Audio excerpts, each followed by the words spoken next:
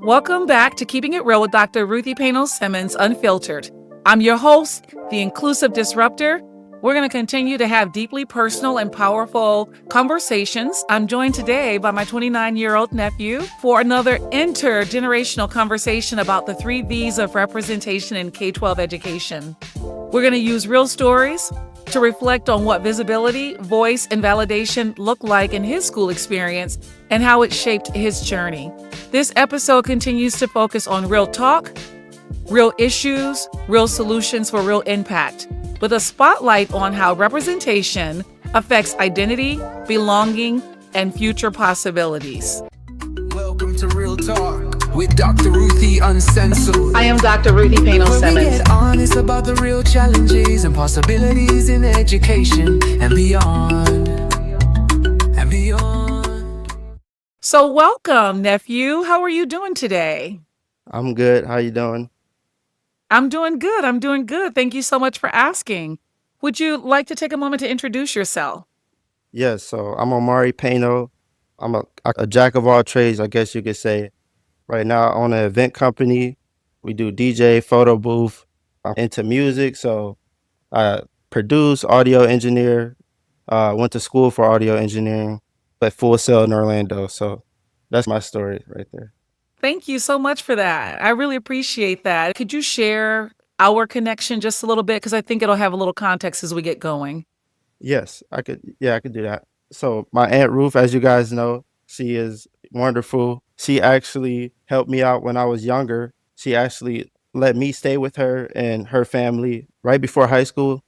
It was really important to my role in education because before I moved with my aunt, I went to school in Detroit and the education was a little bit different. Once I got to be with my aunt, it allowed me to just get a better understanding of schooling and, seeing firsthand her kids, DJ and Jaden. They were writing books and stuff like that. So that kind of allowed me to see like the potential of where education can go. You moved in at the end of 7th grade and started your experience in 8th grade, which was a year before high school. So you were in junior high. And Yes. you are a brilliant young man, and you brought a lot of beautiful energy and a lot of knowledge and wisdom when you came to Holt, Michigan, and to continue learning and to move in. And I know you said you moved in with me and my family, but you were always my family. You're my brother's son. And Yes. you came in and became a part of the family as a person living in the home because you came and spent holidays and some weekends. And so you were always family, but we became family in a different kind of way. For those of you who are Definitely. Yeah. listening, my nephew has amazing parents. My brother is an amazing human being. And so while I'm going to share how much I love Omarie and that even though he's my nephew, I love him like a son, but I also respect the fact that he is my nephew and he has amazing parents as well. So you'll hear us going in and out, and I feel like we have a very special connection and relationship. So if you see me cheesing on Definitely. this end, it's because I'm just feeling the love. You know what I mean? Yeah. Yeah, but you taught me a lot too. So it was an exchange. You didn't just learn from me. I learned a great deal from you, and I'm still learning from you. And today I'm looking forward to learning even more. I think Yeah. educators can learn from these conversations what they're doing well, what we are doing well, and what we can learn from feedback and do better. So to get us going, and thank you so much, can you tell us a little bit about where you went to school and what were your K-12 experiences? What were they like overall? My first experience with schooling was probably, at least that I can remember, I can think back to first grade, maybe a little bit of kindergarten. We went to Sherrill. It's a school that's closed down actually now in Detroit. It closed down Mhm. shortly after leaving.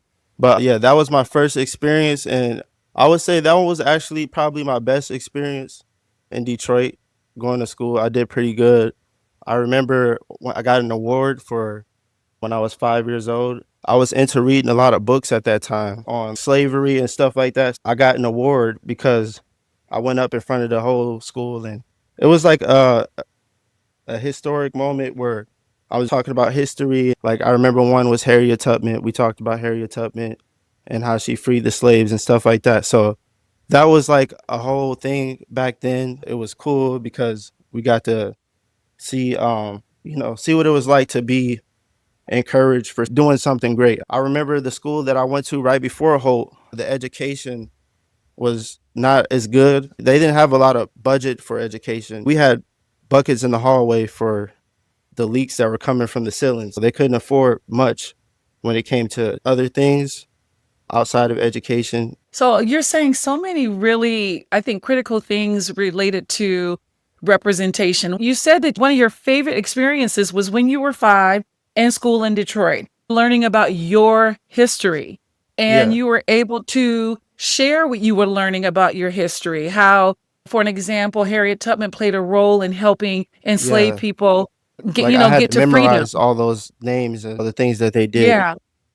And you were able to share, you were able to get up and share your learning, and you were Yeah, acknowledged for that. So all the students who did that, they got an award, and it made you feel like you were seen and heard, and that you were acknowledged for the learning that you were engaging in. Is that accurate? yeah, yeah, Yeah. Yeah. And would you say that what made that one of your most memorable, if not your most, was the fact that you were learning about Black history? yeah, yeah. Yeah. It was just getting the whole award. Like I have a picture from that day, so that is a lifetime memory that I always will remember. Yeah, Yeah, I appreciate you sharing that. You also said that the second school you went to right before coming to Holt, that or I they guess it was did the they were third school. Sorry. the third school. That's fine, but you said it was Yeah, underfunded. You said you felt like it was it didn't have the resources, and that one of the ways of knowing that was that there were buckets in the hallways capturing water that was dripping from when it rained. yeah, yeah, Yeah. So, um I think that's important because I think that you can have really caring teachers and caring administrators who are trying to do their best in yeah, circumstances where they don't have the resources like some other schools might have. That must have been like a transition going from that school, going into the yeah. junior high school in Holt, and then moving to the high And that was school. like before the school before that was Barton Elementary, which that one was a little bit better. I would say I played basketball there. It was more like I was a part of something like at that school. But right before we left, we had to switch schools, and in Detroit there wasn't many options. You're identifying maybe some barriers in terms of being able to access schools that you felt might be better for you. Is that accurate? Yeah, yeah, Okay, so you ended up moving from Detroit to Holt. You finished out the rest of your schooling in Holt. yes. Okay. If you could describe your school experience, just thinking about it overall, and what would they be and why? I would just say like overall that the experience at Holt was it was very eye opening. It was prepping me a little bit more for the real world in a certain way, like communicating and connecting with people. Oh, it was a harder transition. You already know, like I some of the do, stuff. but the Like I got in audience trouble doesn't for picking know. my hair in the hallway. Yeah, so that I feel like it just made me more uncomfortable there. I just had to get used to being in that environment. And what about that environment made it so that you had to get used to it compared to when you were in Detroit? Just dealing with stuff like that, like just the teachers that were looking at me as if I was doing something wrong when it was just like this is what I would do normally at my other schools, or it was Yeah, just for them it was something that was wrong, but it wasn't wrong to me. That just dealing with absolutely. that, and then also students and stuff. It was some students were difficult to deal with, but others were cool. But overall, the whole I really liked it. I would say the beginning part, the first year transitioning was rough, but after that, it was I found like my friends, and I started to understand. It gave me a lot of perspective, like because before I just had one perspective, and then it's like I started to put myself in people's shoes a little bit more. My school in Detroit was only African Americans. There wasn't one Caucasian person. Okay. So what did that mean for you? Because I feel like now you're getting into Yeah, why the shift was challenging and what made you feel comfortable when you were in your schools in Detroit compared to when you moved to Holt. This is not about saying that one was better than in my opinion. And I feel like I'm hearing you say this. The purpose of this conversation isn't to say one school or one school system was better than the other. is to talk about what the experiences was like in Yeah. your school experience as you matriculated through your K-12 experience across the different schools. And I feel like you're getting at it. I heard you say your school was predominantly African American. You didn't see any white students in your school. What about your teachers? We did have one white teacher, I think, but mostly Hmm. black teachers. Yeah. And how did it feel for you in Detroit compared to when you moved to Holt? It took some getting used to for sure. I feel like I just took a role of being funny. That was like my way of being comfortable there. But over time, like I said, it got better for sure. There Sure. were some crazy moments throughout that we both know about, but yeah, Yes. no And I problem. had no problems riding up on to the space and addressing situations that were not supportive of you. And at the Yeah, same time, holding you accountable for your that part made as it better well. too. Just knowing I got somebody that's on my side, standing up for me, who is educated and knows what's going on. So you can't just get over and like they were to other students. Yeah, Yeah. Yeah. And I think that's an important thing for us as educators to hear. While I'm your aunt in this space, I'm also thinking about it as an educator. How do we make sure we are advocates and that we are supporting all students? And so hearing you talk about the representation in Detroit, you had adults who looked like you, so they understood culturally how you were. So yeah, DJ brought up the pick in the last, and when we interviewed, he brought that up. And he said yeah. he felt like people didn't understand in Holt that having a pick was a part of, that was a cultural expression. That Right, I'm a child of the 70s. We needed to keep picks on us because if you're picking your afro out and then it gets matted down or pressed on the side, you got to pick it right, back out so it's looking good. And if you don't understand that, then then you might be disciplined right. for having a pick when it's just a part of your grooming, a Yeah, we cultural might have had a necessary. hat on before coming to school. It might have been cold and took the hat off. Like, Yeah. hold on, let me get right real quick. Yeah, Yes, absolutely. And I hear you saying that culturally, adults in Holt didn't understand that. yeah, The ones that you interacted with didn't understand that. So yeah, did you ever get in trouble for having your pick? yeah. I got in trouble. I don't know what it was, but they notified you guys for sure. So Yeah. that was one of the Yeah. times. And then another time I got in trouble, which I wasn't even in the incident. Someone was using the camera that I had to shoot a music or a dance video in school. So yeah, I got in trouble for them using the camera and they confiscated the camera. And yeah, Ah. yeah. Okay, so did you never make a music video in the bathroom?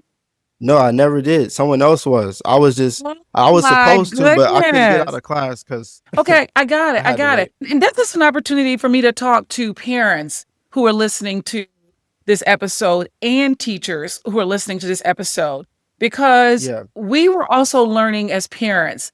And when Omarie moved in, and Omarie, I know you remember we thought because the school reported that you were making the music video in the bathroom, and we disciplined you for that. yeah, And what really gets me today, one of the reasons why I wanted you on the show is because I've learned from you over time. You don't always know in the moment, but you learn hindsight. And we really did. We disciplined you for that. We thought we needed to help you acclimate to the school system by having you change who you were so that you could yeah, be a part of the school system. And what I learned as you matriculated through the system was that you were always into music. This was going to be the work that you were going to do in your yeah. adult. Even in Detroit, I took a music class, but we couldn't afford Yeah. the instrument, so we talked about the music. But Yeah. But you were that still was a doing it. And you yeah, had drumsticks at church. You yeah. played No, very, yeah. Once I I got to know, church, yeah, for sure. I Yeah, know. I'm saying that I see the thread yeah. that And I wanted to before make you, it clear too, like the school just didn't. There was no instruments at all in the class. Not that we couldn't get the instruments for I, ours. You know what I'm saying? Yeah, yeah, but most schools offer some type of support in, especially at yeah, the elementary level. Then once you yeah. start getting I more, think this was the 7th grade. That school. yeah, That yeah. In seventh grade, parents mostly buy their instruments. Like I had to buy yeah. all For of some, DJ and instruments after they left elementary school.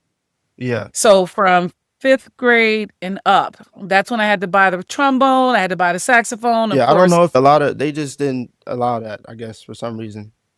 I Yeah. don't know. So you're saying that the programming wasn't necessarily in place. Yeah, I don't know what it Yeah. was that for them to do that, but I think they did have some drumsticks, but that was it. Okay, yeah. And again, that highlights how we can have this also came up too, how schools can, there could be just disparities in what one school has versus another. So are students even getting exposure to the opportunities to be able to try different things, to understand what it is that they're excited about, interested in, and even wanting to do Yeah. as young people and as they become adults. But I want to make a point real quick about the video in the bathroom because I remember that. And we really did discipline you. Like, and we thought you were struggling with transitioning from coming from Detroit to Holt. And anyone moving from one school system to another that's very different, there's going to be a challenge because you had capital, you had cultural capital in Detroit. You had things about your personality, about your race, about your culture that was capital where you were, meaning people honored it, celebrated it, accepted it, and you didn't have to change who you were in order to be in those spaces. When you came to Holt, we were asking you to change all of that in order to fit in. And I was learning as well. And I didn't want you to give up all of who you were, but I was misunderstanding some of your behaviors as misbehaviors because of what the teachers, what the school was reporting. And that one was one example where we disciplined you on our end. And then later on, when you graduated from high school, as you became a part of the church and you started Mhm. playing during worship and you were playing the drums, my nephew loves music. He's a musician. I have a picture of you on the shelf upstairs. I think you might be maybe about 4 years old and you've got drumsticks. Oh And so yeah. you always wanted to do music. But then when you went to Full Sail and became, I always say producer because I want to make sure I'm saying it right. You are living out what you wanted to do when you were in high school. And it just made me wonder, did high school provide you with those opportunities to explore that so that you could understand more about what you wanted to do? Yeah, I would say no, definitely on the music side, not as much. I was actually, I think we were talking about this before with Jenna, but I was teaching one of her classes that she had for audio engineering. They didn't know how, the teacher didn't know how to do the stuff. They actually had me come in, and I was just somebody who was up on YouTube and learning everything that I could about just because I love music and stuff. So And this was in that's how, school, right? yeah, yeah. I even would, after school, I would even have all the kids like that was like interested in music. We would be like recording in one of the rooms that they had in the choir room. So they had a Yeah. soundproof kind of room where you can, so Yeah. yeah, I had like probably Oh, 10 different students in there just making so music. you are, this was in you. You also started your own business in high school because you used to make beats and Yeah. sell them on eBay, right? Yeah, I was trying. I'm Yeah, I dating was you now. trying, You say that now but because you're more advanced in what you're doing, but I remember you doing those beats and making them, and people wanted to buy them. yeah, for sure. Yeah. But the whole thing is that the entrepreneurial spirit and the creative spirit and the musical, that was always all there. And you did have some outlets through church and through the opportunities you created for yourself at school and at Yeah, home. yeah. So And I just also too, you appreciate guys had that piano there. That was, I used to play that piano a lot too, so that played a big you role. did. You Yeah. sure did. You did. You got on it and you started playing. I don't know that I fully understood earlier on just how passionate you were about music. But I started learning. I came across a video on Instagram just yesterday where you were in a talent show and you were up on the stage and you were rapping. And I was working in the Yeah, district at that time. So I ran yeah, over because I wanted to be able to see you do your thing. And I was just so proud. So there's a lot that we can learn as parents, and there's a lot that we can learn as educators that students always have interest. And then we have to understand, are we giving and providing the opportunities for you to be able to play those out? But I'm going to go ahead and yeah, keep moving because I know time is moving and I want to focus on visibility just a little bit. These are yes. one of the 3V's from episode 2 that I want to touch on. And so growing up, Okay. did you feel seen at school? Did you feel seen in the curriculum? Did you feel seen? I would say not as much. I would say not as much, no. I don't think so. It felt like we were just more so doing our own thing in some classes. There were certain teachers here who had extra care. in Detroit at least. And then most of them were just, I feel like it was probably just too many students in the classroom for them to focus on each person. That probably would be that. And then in Holt, I would say actually, yeah, like I had teachers like Mrs. Hunt who was there, and she was like making sure that I had everything I need. Teachers were good as far as just because I had to take a couple classes to catch up because we were a little bit behind in education in Detroit. So she just made sure I was good on that side. But Right. after the first year, we were all caught up. So I Yeah, think, absolutely. And she's still a part of your life, isn't she? Is that correct? Like you all stay connected as much as you can? yeah, yeah. Yeah. If I Remember her was in being, Michigan, I'm sure. Yeah, yeah, absolutely. That's true.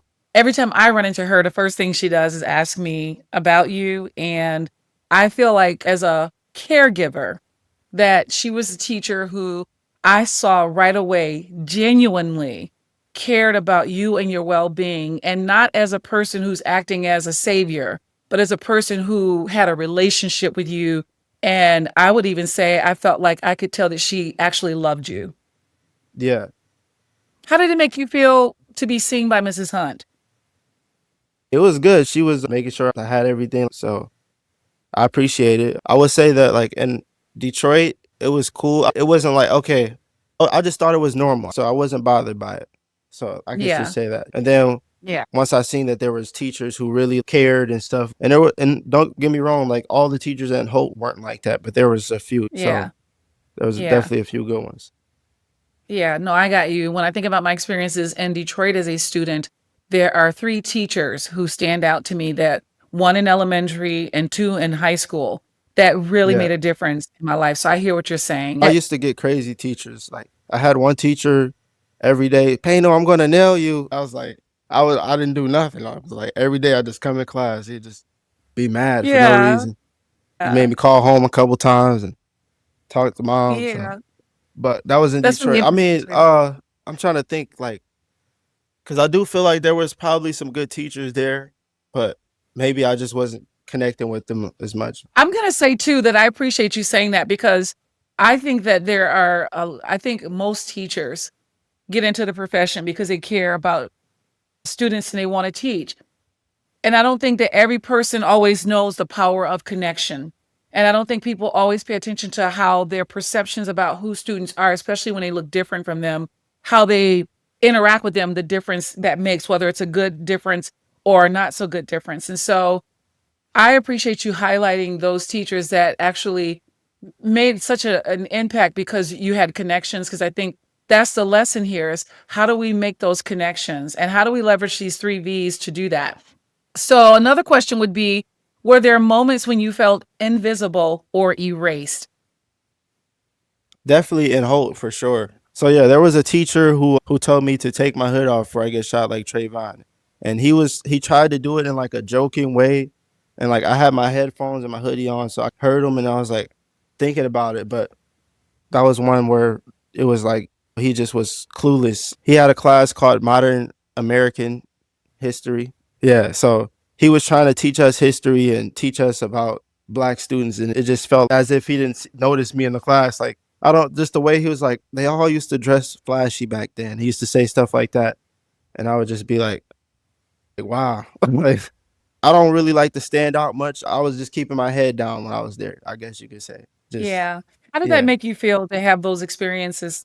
that was like eye opening, and it made me just realize, wow, like there's people in the world who really like you see it firsthand. It's firsthand experience, so Yeah. it hits different. See us.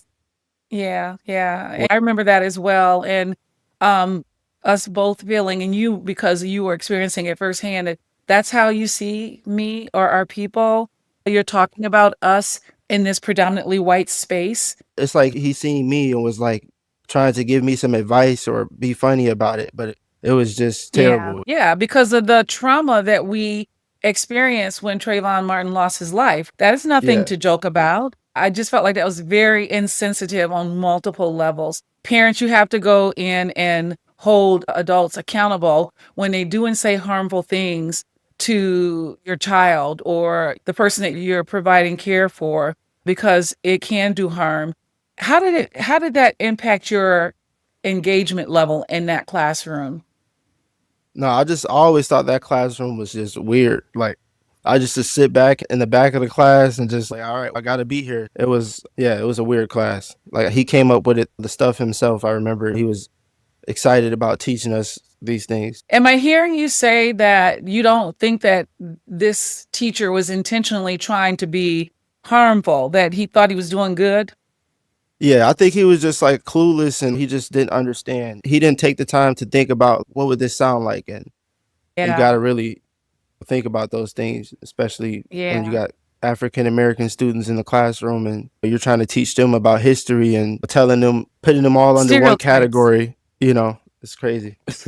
Yeah, for sure. Felt like and I experienced that too when during parent teacher conference with that particular teacher where I think he was trying so hard to make sure I knew he was down.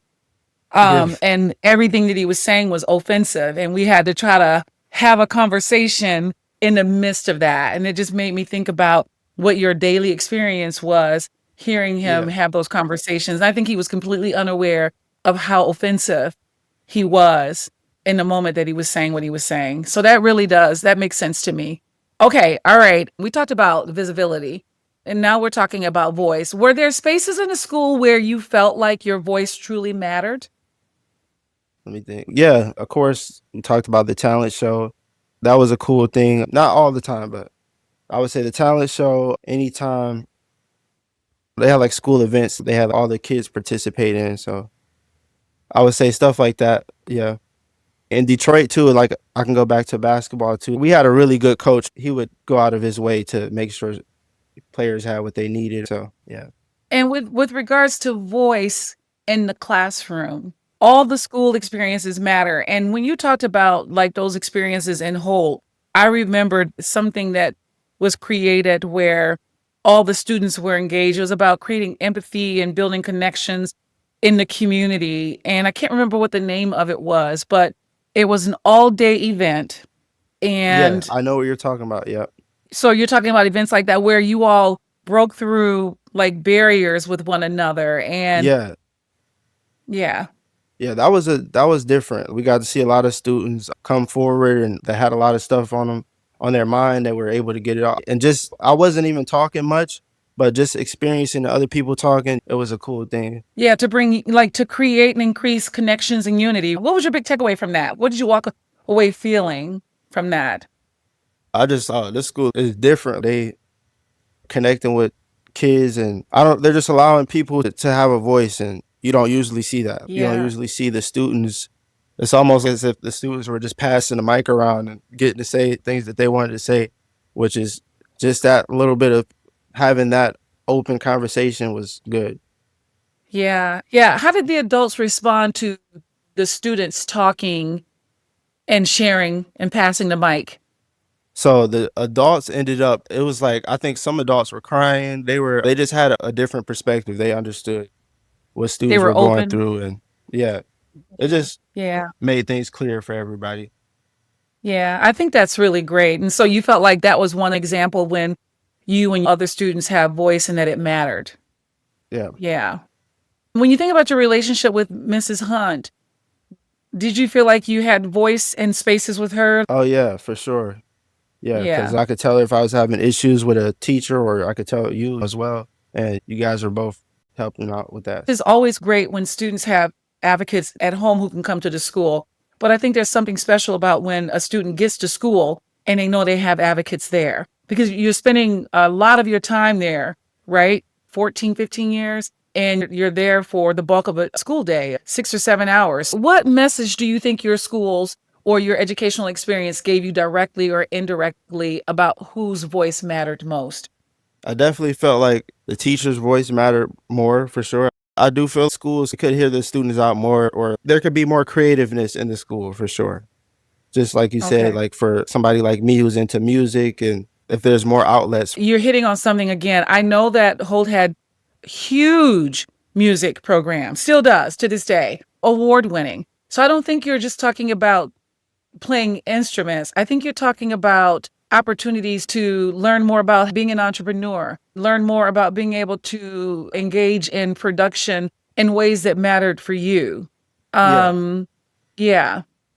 Yeah, because I know they had drama. So I know that if you're in drama, you can get into stage crew and things like that. But Yeah, that was I took that class. It was like acting class. That was another yeah, class where I felt like I had a voice in too. That's yeah. fun. Yeah. I think that you're getting into something that we can think about as educators in terms of it's not just having something, but who's accessing it and who's not. And it's not even just that, but it's what pathways do you have for students if they want something that's not as traditional, right? Yeah. Every time you talk, music comes up, instruments comes up, production comes up. When you talk about the things that brought you the most joy in school, it's around production and events. And right now, what I'm like on the inside smiling about is that's what you do for a living. You have your own company, you have an events company and a production company. Hmm. If schools could have listened and heard from you what your passions and your interests were, there could have been more opportunities for you to do that, not just in electives, but in classrooms and in the teaching and learning. How can you leverage what you're learning in history to use production to create events to allow for you to not only learn the content or that curriculum, but play it out in a way where you can deepen your skills around the things that you are passionate about. Yeah. Yeah.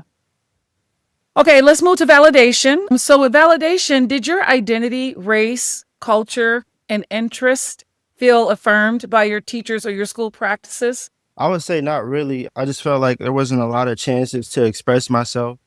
I don't know. That would probably be the biggest reason. More opportunities to express. So, you had pockets from Yeah. some of the things that you said earlier, but your day to day, Just you overall. didn't. Yeah. Yeah. And one of those examples would be when you talked about needing to have your pick. You take your hat off, you're going to have hat hair, Yeah. so you have to pick it out. Or otherwise, now they're dealing with another issue because now someone's talking about your hair because you can't use your pick to groom your hair after you take your hat off. That creates a whole nother set of issues, right? Yeah. Yeah. Definitely. I am a Black female and I was a classroom teacher. And I had a student who kept a pick in his pocket because he had a small fro. And I never told him he couldn't keep his pick. I would just tell him that once he picked his hair out, just to put the pick away until he needed it again. I understood because I grew up in the 70s where that's what we did. And we understood that you needed it. So there's something that we all can learn as educators in terms of other people's cultures, right? Yeah. Just allowing students to be themselves a little bit more. Allowing for students to be themselves a little bit more. In other words, not asking students to check their identities at the door. Yeah. I would say that. Yeah. Yeah. Can you think of a moment when you felt validated or invalidated in a classroom or in the school setting? You've talked about it a lot already. Yeah. I would say that Um, the Pop-Tart situation for sure. I would just say it felt like whenever I would go to class, like eyes were on me a lot. and when you say eyes were on you, can you say a little bit more about that? Made you feel? It just felt like he was focused more on me than the rest of the classroom. And he just wanted me to be the person that was leaving the Pop-Tart wrapper behind, but it wasn't. It's like he was looking Absolutely. for something. Yeah. I don't know if he looked for anything else after that one. Oh yeah, for sure. Yeah. He was different from after that day. I'll talk about the next Yeah. days. He didn't even look in my direction. I'm like, what's going on? You got people what happened now. You don't have to say it, but what? You got to tell them what happened. Yeah, so he said I left a Pop-Tart wrapper in the classroom. I used to eat a lot of Pop-Tarts, but I know for a fact that I never ate that kind. If I don't Right. like, I would not eat it. Okay, for those of you who are listening, my nephew is a very picky eater. I would go to get his sandwiches from McDonald's. He had to have a cheeseburger only with no mustard, no I remember the first time I brought him a cheeseburger, it has ketchup and mustard. He just opened it up, looked at it, and gave me the deadpan face. So I knew you didn't leave that Pop-Tart wrapper on the Yeah. floor because I knew you didn't eat them. Okay, tell him what happened. So yeah, after that, he's trying to blame me for it and kicking me out of class because he's thinking I'm lying. I keep telling him over and over, that's not mine. I don't eat that kind. He was just like, no, it was you sit back there. You're always eating Pop-Tarts. I'm like, okay, there's nothing I could do to tell him that it wasn't. And it's like, he just went with that. And I think I ended up getting in trouble. And then you found out about it. And the next day, I remember you going up to the school, talking to him.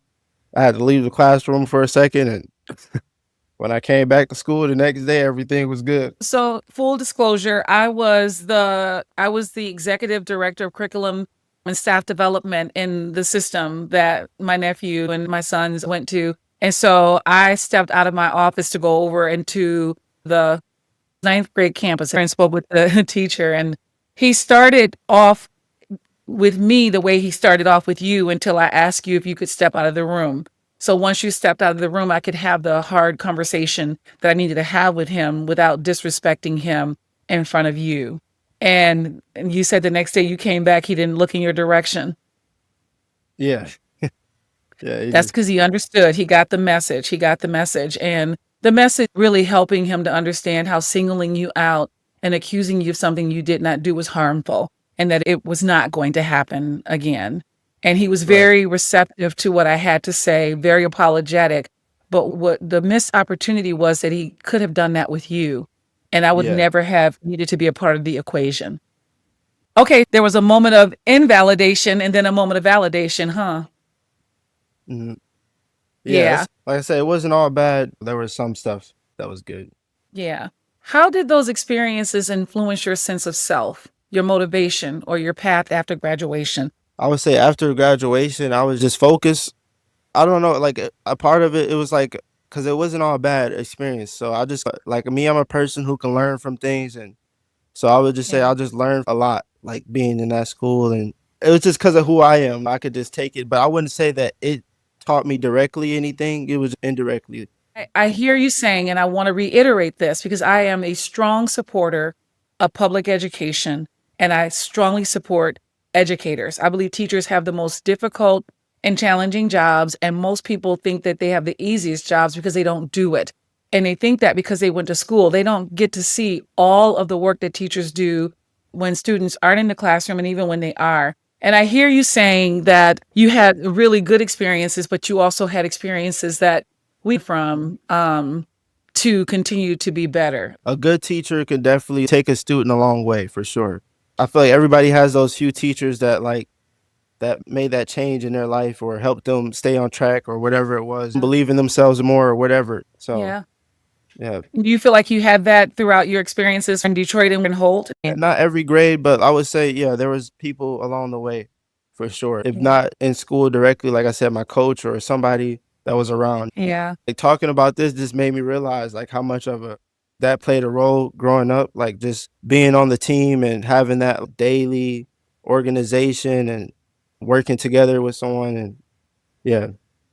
Yeah, I appreciate that. We're going to move into looking back and looking ahead in just a moment. But you said something and I was trying to capture it so I could be in that just a little bit longer. I was going to say that in my own personal professional work, it's about building awareness because I think Yes. most educators are really good people who care about students, but what we don't know can impact students in a negative way. So the more we become aware of these things, the more we can be intentional about making sure that we're creating spaces where students don't have to check who they are at the door in order to thrive.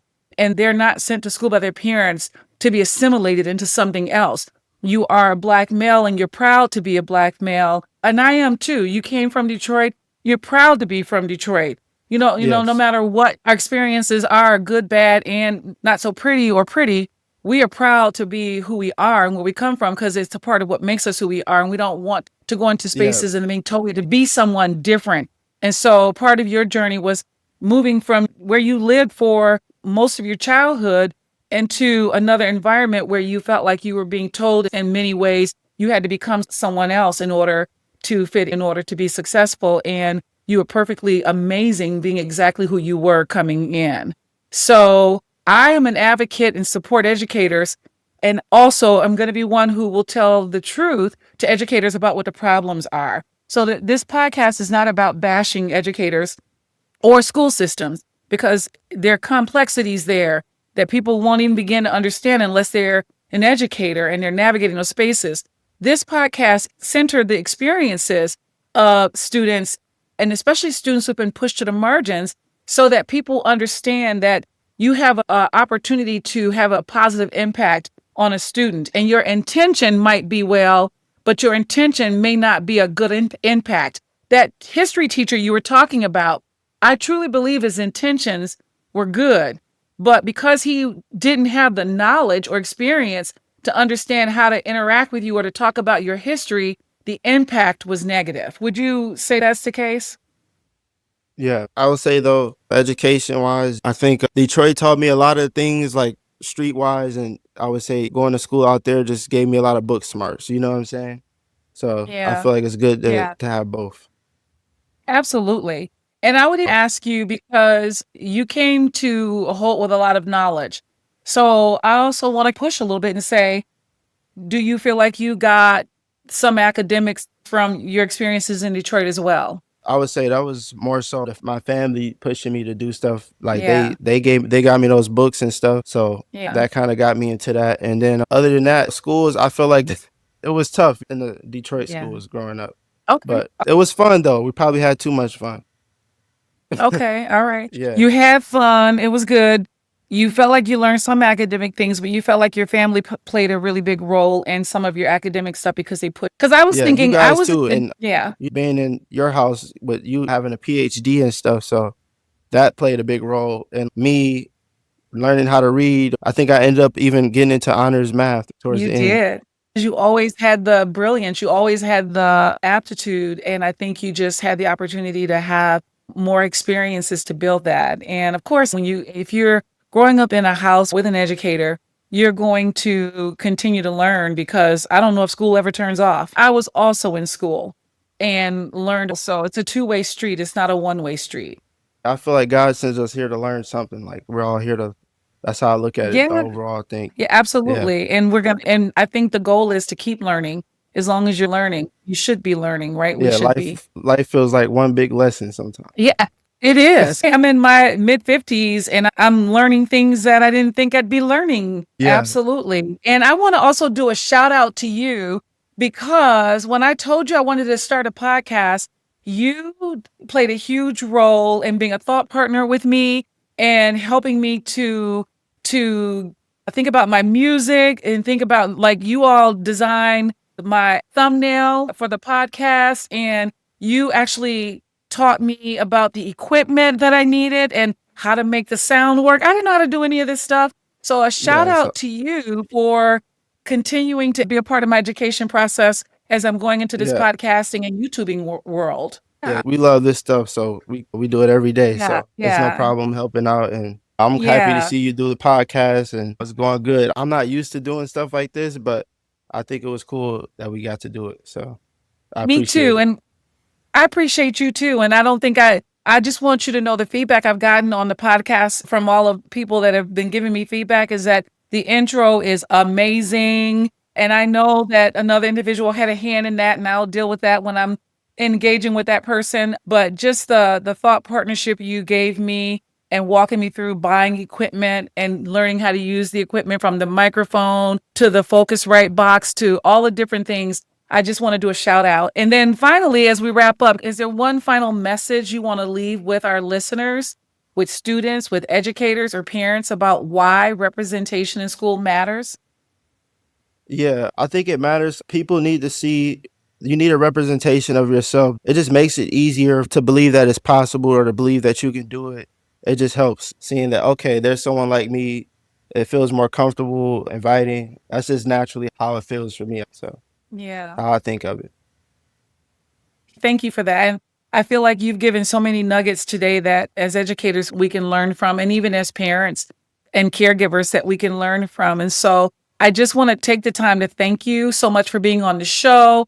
And because you are an entrepreneur and you have your own company, do you want to do a quick shout out on your company and what you do? Yeah, so we Airwave Events. We are based in Florida right now, but we do DJing, we do photo booths, dance floors, all different kind of rentals, coordination. So yeah, we've been working. So if you guys need a good photo booth DJ, just let us know. We do destination weddings. We can help you find a venue and everything. Yeah. Yeah, and I've seen your work. It's Yeah. amazing. As a matter of fact, you all did a video of my wedding, Oh yeah. and I cherish it to this day. It's amazing. And again, if you're looking at my intro, Airwaves did my intro to this podcast. You can see the quality of the work and the music. So thank you so much for that. And I'm going to go ahead and wrap us up. I appreciate you. I love you, nephew, and I am proud of you. I love you and I appreciate you too. Thanks for having me on the podcast. Thank you for being on the podcast. I think we're better for it. And so I'm going to go ahead and close this up. We want to keep this conversation going, okay? You've just heard an episode where my nephew talked about some of his experiences in K-12, the things that were good, the things that we can do better as educators. If you want to continue this conversation, here's a question for you. How are you embedding authentic representation in your work, in your classroom, in your decision-making? If you're a board member at the board level, what are the wins or the challenges you are experiencing as you engage in this work? I'm going to provide you with some reflection questions that you can use to think more about that. I also have a newsletter focused on representation education, and so I will include a link to that as well with an assessment that you can do a self-assessment to understand more about in what ways are you strong in your embedding representation and what you do and where can you grow. If you want to join Keeping It Real with Dr. Ruthie, you can join us on Facebook, LinkedIn, or the YouTube channel, so you can be a part of the conversations as videos continue to be made around how do we make sure that our schools are inclusive for our students, and how do we make sure as we engage in continuous improvement that we're doing that with all of our students in mind. So check that out. Meantime, thank you for taking time and joining us today. And until next time, remember, let's keep it real. Thank you so much for joining Real Talk with Dr. Ruthie Payno-Uncensored, Uncensored. I truly appreciate you taking time to listen. In addition to this podcast, I have a company called RPS Educational Impact, where I support school districts, educational entities, and other organizations who want to improve their systems through continuous improvement processes. We enjoy supporting educators at all levels through professional development, coaching, continuous improvement, and implementation supports to create learning environments where all students can thrive. So visit rpsimpact.com to find out more about the technical assistance that we can provide you upon request. Welcome to Real Talk with Dr. Ruthie Uncensored. I am Dr. Ruthie Payno-Uncensored. Where we get honest about the real challenges and possibilities in education and beyond.